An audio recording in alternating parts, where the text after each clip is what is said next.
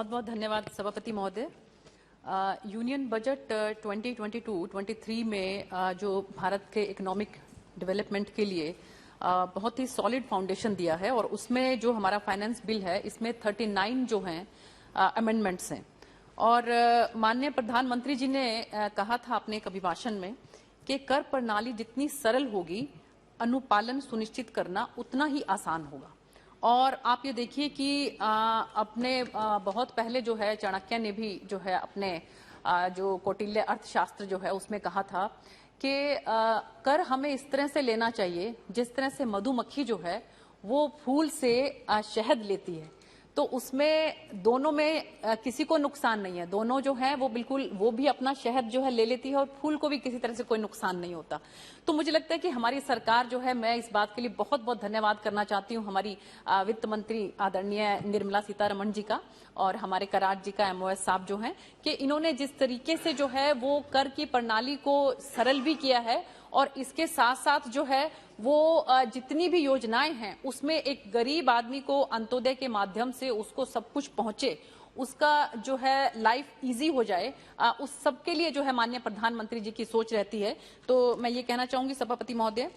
कि पहले कोई समय था कि जिसमें जो टैक्स पेयर है जो है वो इनकम टैक्स डिपार्टमेंट में जाते हुए डरता था। और आप ये देखिए कि अच्छे भले परिवार का जो एक बड़ा इंडस्ट्रियलिस्ट है वो भी जब ये मालूम पड़ता था कि असेसमेंट के लिए मुझे इनकम टैक्स डिपार्टमेंट में जाना पड़ता है तो वो अपने कपड़े पहले बदलता था, थोड़े फटा पुराना सा कुर्ता पजामा वगैरह पहनता था, चप्पलें ऐसी पहनता था ताकि इनकम टैक्स डिपार्टमेंट वालों को ये ना पता लग जाए कि मैं बहुत रिच हूं। लेकिन अब जो है उसमें स्थिति में बहुत ज्यादा परिवर्तन आया है, क्योंकि आयकर विभाग की जो मेन टैग लाइन है वो है कोष मूलो दंड,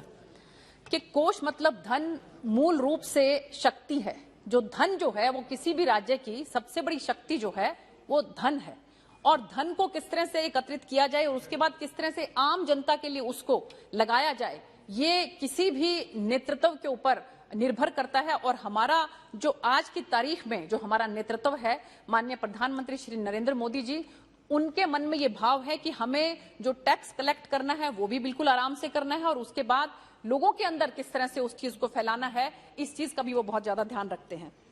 मैं देख रही थी कि अभी यहाँ पर हमारी माननीय सांसद जो हैं शताब्दी जी और सुप्रिया जी तो इतने प्यार से, इतने मैं कहूंगी कि इतने सौम्य तरीके से जो है वो थपकी मारती हैं कि जो है वो सामने वाला इंसान जो है वो ना रो सकता है ना हंस सकता है। बड़ा सभ्य उनका बड़ा सौम्य तरीका है, मैं बहुत अप्रिशिएट करती हूँ उनको। वो हमेशा ही जो है अपने मन के गुबार को, अपनी मन की बात को बहुत ही सौम्य तरीके से रखती हैं। तो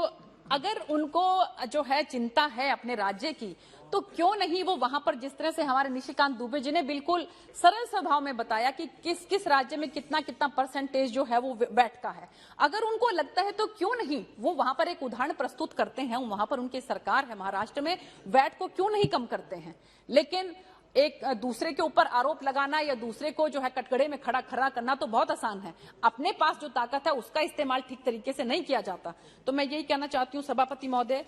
कि जो अभी इसके अंदर अमेंडमेंट्स हमारी आए हैं, जैसे उसमें सेक्शन 68 की अगर मैं बात करूं तो इसमें जो टैक्स पेयर्स हैं, पहले पिछले की सरकारों में देखिए इस तरह की बातें, इतनी बातें हो चुकी हैं कि जो है हमको उनको दोहराना ही पड़ता है कि पहले कौन किससे, अपने ही किसी साथी से, किसी बड़े इंडस्ट्रियलिस्ट से बहुत बड़ा उदाहरण जो है उनमें केसेस भी चल रहे हैं। अगर आप इसको बारीकी से अगर आप सोचेंगे कि अपने ही किसी इंडस्ट्रियलिस्ट साथी से लोन लेकर और फिर उसी के इंडस्ट्री में उस लोन को जो है उस पैसे को लगा देना, इस तरह की बहुत सी पहले की सरकारों के अंदर हमने देखी हैं, बहुत से उदाहरण देखे हैं। तो हमारी सरकार की कोशिश है कि किसी भी तरह का कोई भी गोलमाल ना हो। तो आप ये देखिए कि 60% जो है उसके ऊपर टैक्स लगेगा अगर किसी ने कोई पैसा लिया है और उसके पास कोई रीजनेबल एक्सप्लेनेशन नहीं है, तो सीधा स्टेट वे उसके ऊपर 60% का टैक्स लगेगा, ताकि इस तरह की जो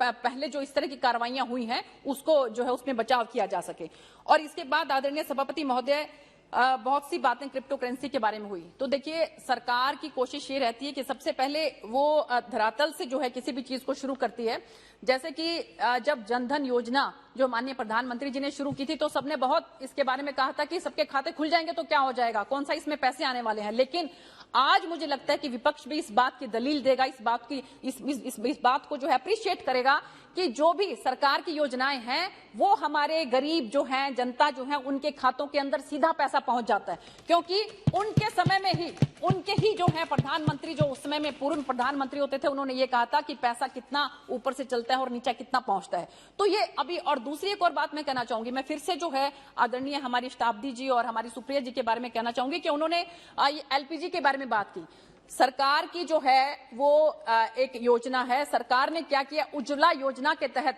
सभापति महोदय बहुत इंपॉर्टेंट बात मैं कहना चाह रही हूं कि उज्ज्वला योजना के तहत पूरे हिंदुस्तान के अंदर आज मुझे नहीं लगता कि कोई भी घर ऐसा होगा कि जिसके पास गैस का सिलेंडर ना हो और जिसके पास बर्नर ना हो। एक बार ये सिस्टम जिसके पास आ गया, अब आप देखिए कि सरकार की एक ऐसी योजना है कि जिसके तहत जो बायोमास का गैसिफिकेशन है, मेरे खुद की कॉन्स्टिट्यूएंसी में सिरसा में अगर मैं बात करूं तो मैंने खुद वहां पर 20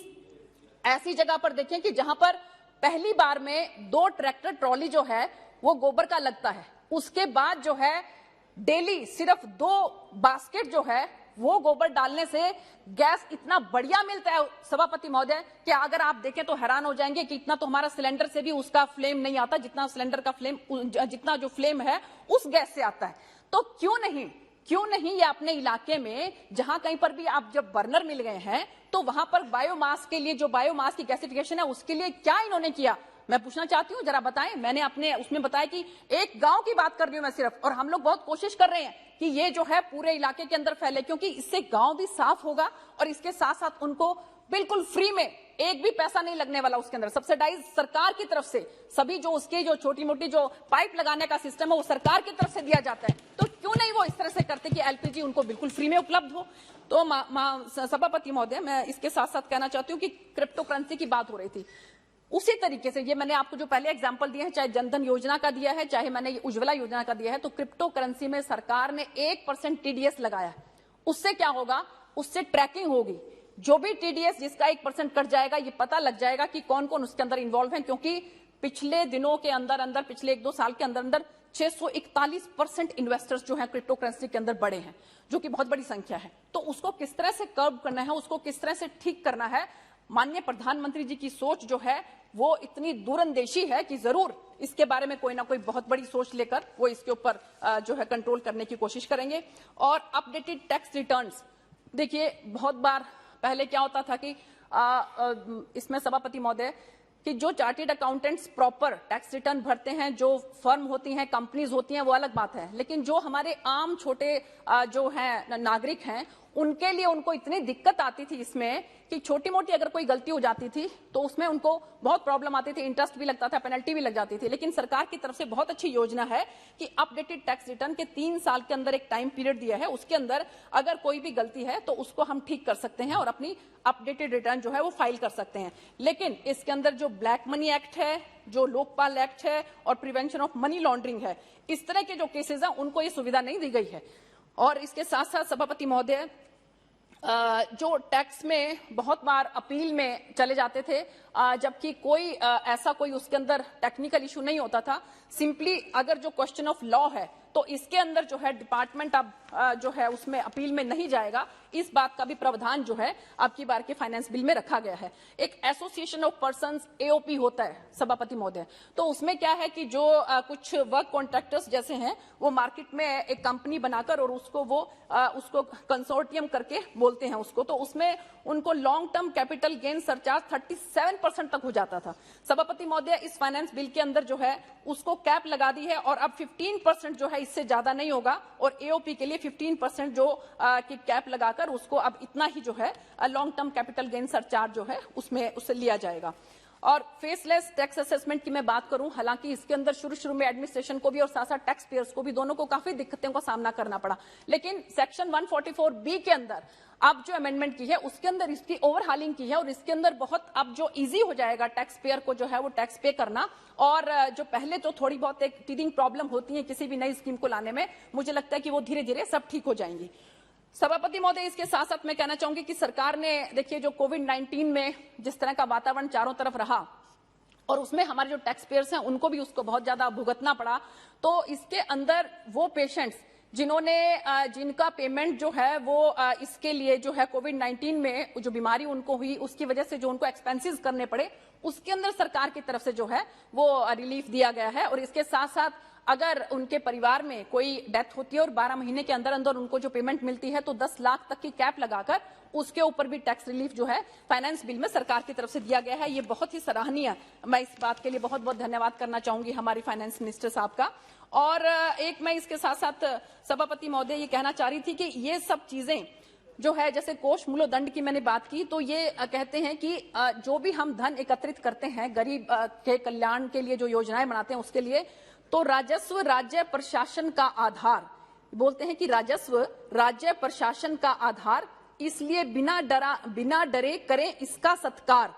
और बने देश के विकास में भागीदार। क्योंकि इंफ्रास्ट्रक्चर की अभी हम बात करें, सभापति महोदय, हमारे आदरणीय नितिन गडकरी जी अभी कल परसों जो बात कर रहे थे, आप ये देखिए कि इंफ्रास्ट्रक्चर में जब उन्होंने ये बात कही है, भरी सदन में ये बात कही है, और उनकी बात जो है हमेशा आपने देखा होगा कि अपनी बात पे पूरा उतरते हैं वो, कि 2024 दिसंबर तक जो है वो हमारा देश जो है अमेरिका से भी आगे निकल जाएगा। जो रोड्स हैं, हमारे नेशनल हाईवेज जो हैं, आप देखिए कि, और आप ये देखिए कि जब भी कभी कोई बात होती है कि चाहे हम demand for grants national highways के ऊपर बात कर रहे थे, चाहे हम हेल्थ के ऊपर बात करें, चाहे हम जो है एयरपोर्ट्स के ऊपर बात करें, सभी सांसद महोदय खड़े होकर उसी टाइम कहेंगे कि जी हमारे फलाना हाईवे चाहिए, हमें फलानी हमारा एयरपोर्ट लगा दीजिए, हमारे वहां पे रेलवे का। ये सब आएगा कहां से? ये सब कहां से आएगा? इसके लिए जो धन एकत्रित करने की जो बात है, तो वो उसी के उसमें जो प्रावधान किए गए हैं वो इस फाइनेंस बिल में है। और इसके साथ साथ आदरणीय सभापति महोदय, मैं ये कहना चाहूंगी कि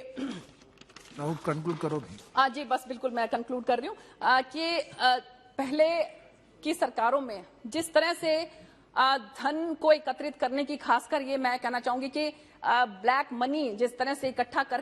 करके बहुत से, और वो आज उस चीज को भुगत भी रहे हैं। और मुझे लगता है कि सबको अपने किए का फल जो है वो भुगतना पड़ता है कि उसमें फिर तिल मिलाने की ज्यादा जरूरत नहीं होती। क्योंकि मैं अंत में सिर्फ ये बात कह के समाप्त करूंगी कि अहम की अकड़ ज्यादा नहीं चल सकती, अहम की अकड़ ज्यादा नहीं चल सकती, मौत की घड़ी कभी टल नहीं सकती, लूट कर दौलत भले ही जमा कर दो,